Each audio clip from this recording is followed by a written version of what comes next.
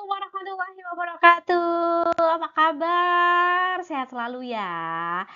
Bu Tari sudah ada di sini, berarti saatnya kita belajar tentang bagaimana caranya berbahasa Indonesia yang baik dan benar. Di mari nih, Serambi Bu Tenri.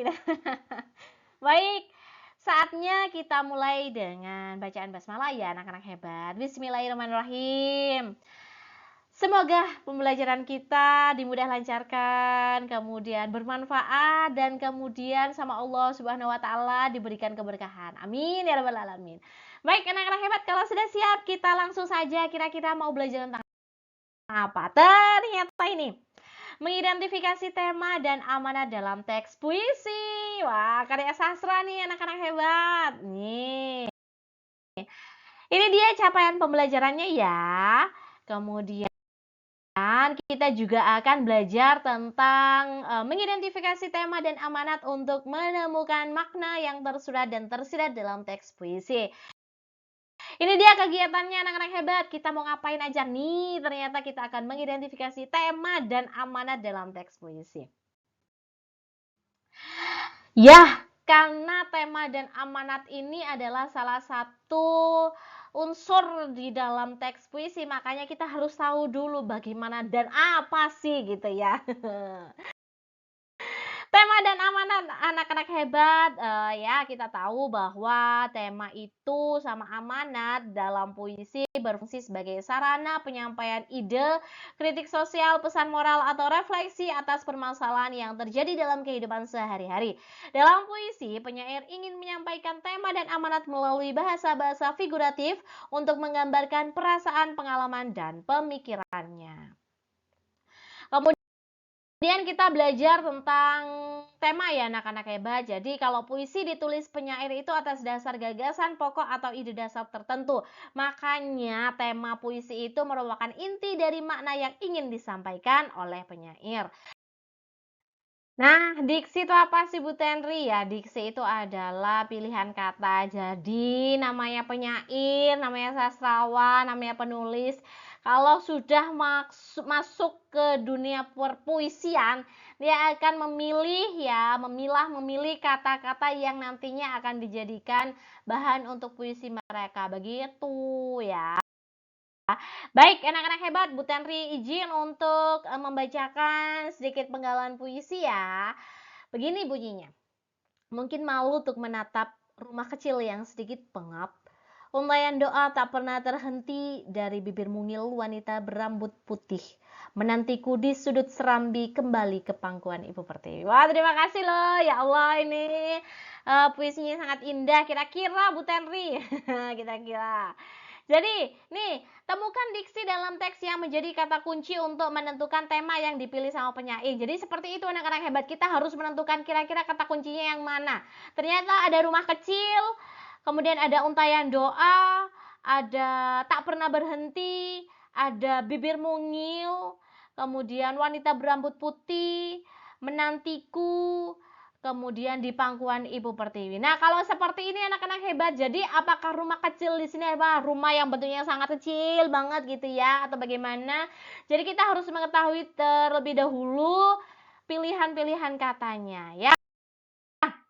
Baik, kita analisis anak-anak hebat. Jadi, diksi yang telah terkumpul akan menjadi kata kunci yang menggambarkan keseluruhan isi puisi. Jadi, akan menggambarkan perasaan si aku terhadap anaknya yang sedang merantau. Baik, kemudian kita harus memastikan juga secara keseluruhan puisi bertema kerinduan. Kenapa di sini ada satu kalimat satu larik ya di sini, menantiku di sudut serambi. Baris-baris tersebut menunjukkan kerinduan ibu yang menanti si aku untuk segera pulang ya. Amanatnya anak-anak hebat. Kalau amanat berarti kita ingin mengetahui pesan yang ingin disampaikan penyair melalui karyanya. Pesan tersebut bisa disampaikan secara tersurat, bisa juga tersirat. Tapi kalau kita sudah mainnya adalah karya sastra, biasanya sih disampaikan secara tersirat.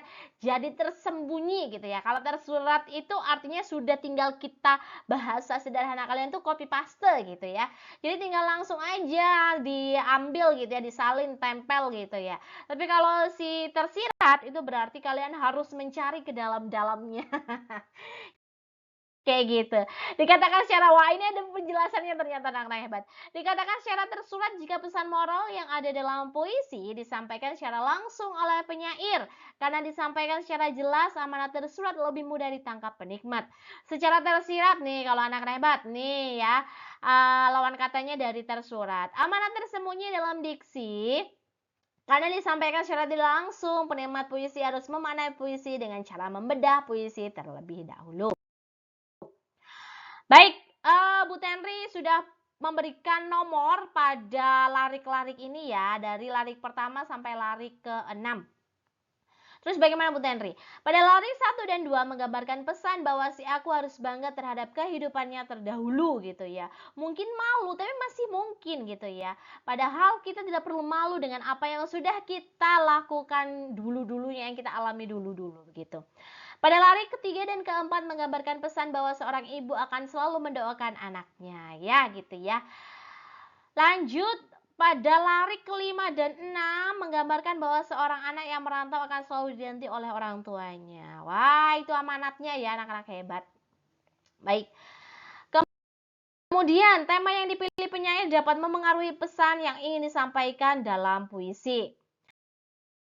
Baik, kita langsung masuk ke evaluasi pembelajaran ya, karena memang biasanya sih anak-anak itu kalau sudah masuk ke dalam persoalan alias soal-soal, kadang masih belum bisa memastikan jawabannya yang mana.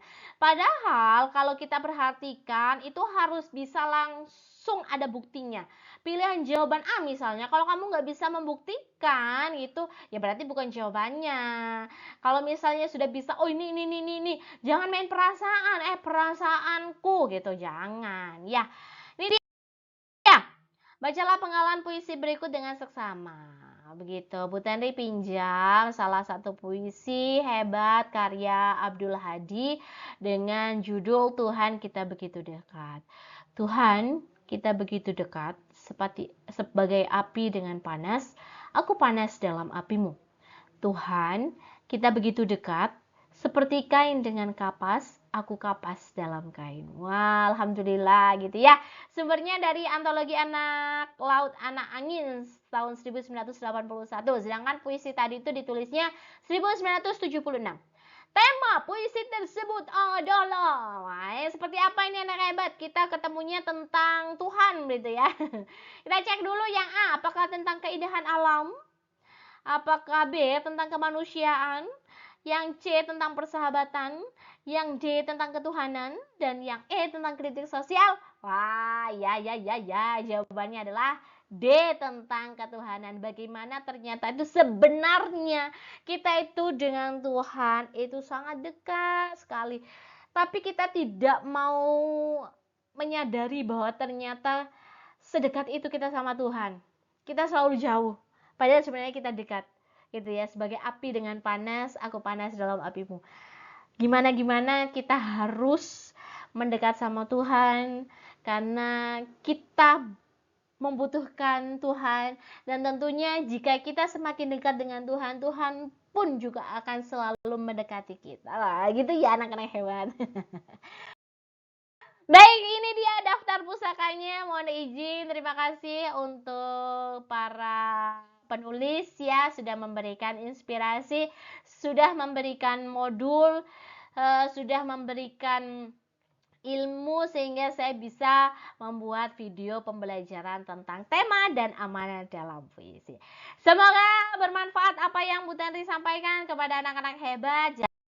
Jadi, apa yang sudah Bu Tenri sampaikan ini nanti menjadi dasar untuk kalian menganalisis tema dan amanat pada puisi. Alhamdulillahirrahmanirrahim. Bu Tenri pamit. Wassalamualaikum warahmatullahi wabarakatuh.